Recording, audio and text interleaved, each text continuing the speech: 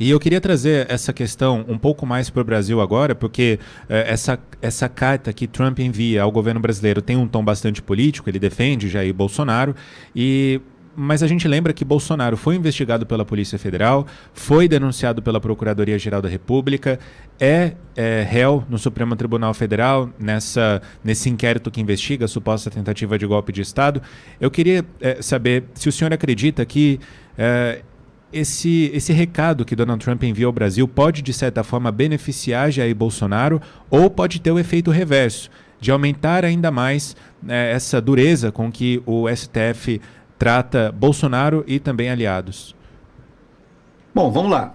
Primeira questão é sabermos se existe paridade de armas, né?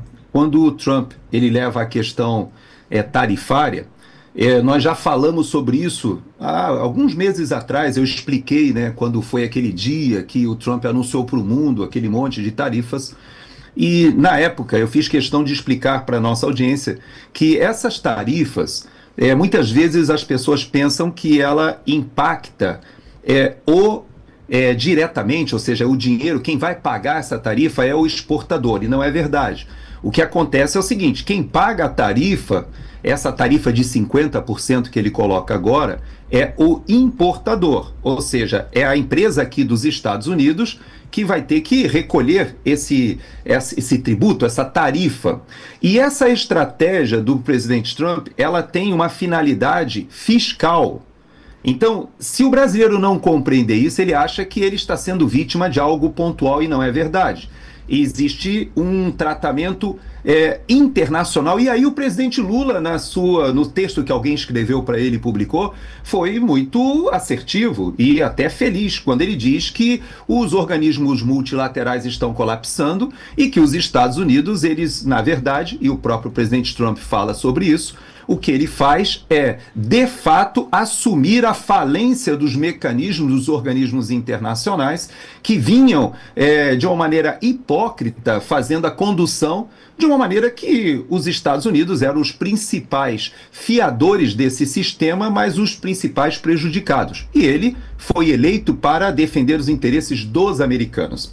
Quando você pergunta se isso pode ser benéfico para o processo do presidente Bolsonaro, eu vou lhe dizer uma coisa que foi falado pelo presidente Lula ontem nas suas entrevistas e que, para mim, foi a marca significativa de quem o está respaldando, quem respalda Gilmar Mendes, quem respalda Alexandre de Moraes. Você vê que o próprio Gilmar Mendes mudou o seu discurso e agora já fala, veja, o processo ainda está em julgamento no STF, existe a possibilidade do Fux dar um voto ali divergente, o que poderia ensejar aí um recurso ao pleno, seria muito interessante isso.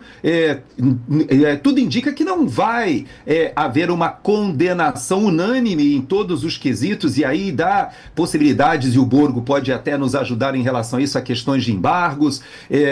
Seja como for, o processo no Brasil, ele de certa maneira está contaminado por uma frase que Lula usou na sua entrevista ontem, não sei quantos perceberam, quando ele disse assim: se o que o Trump fez no 6 de janeiro fosse feito aqui no Brasil, ele estaria sendo julgado e talvez preso. Essa frase, ela denuncia que quem está por trás, quem está patrocinando essa ousadia de Lula, não é o seu passado marxista, comunista, trabalhista, sindicalista. Quem o está patrocinando é quem vendeu essa narrativa aqui nos Estados Unidos, de uma insurgência no dia 6 de janeiro de 2021.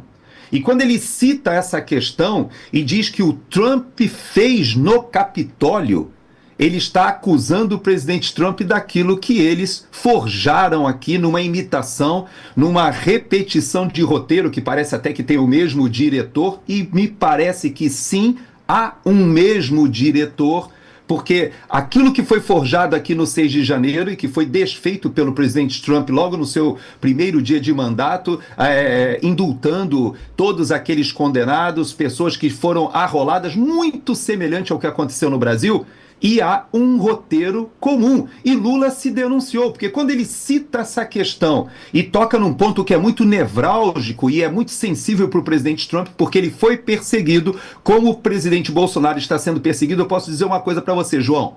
Se vai ter reflexo direto no processo, se o presidente Bolsonaro vai ser condenado ou não, eu não posso afirmar, mas uma coisa eu te digo: o presidente Trump não vai abandonar Jair Messias Bolsonaro nas mãos desse sistema que o atacou e foi derrotado nas urnas por ele. Na sua carta, como o Nicolas fez, e eu até estimulo a nossa audiência a ouvir o vídeo do Nicolas, porque foi didático. Ele coloca todas as questões que estão contidas nos documentos escritos pelo presidente Trump. Ali ele explica tudo. Ali dá a causa, dá os efeitos e vou além. Ele também dá a solução. E a solução está nas nossas mãos.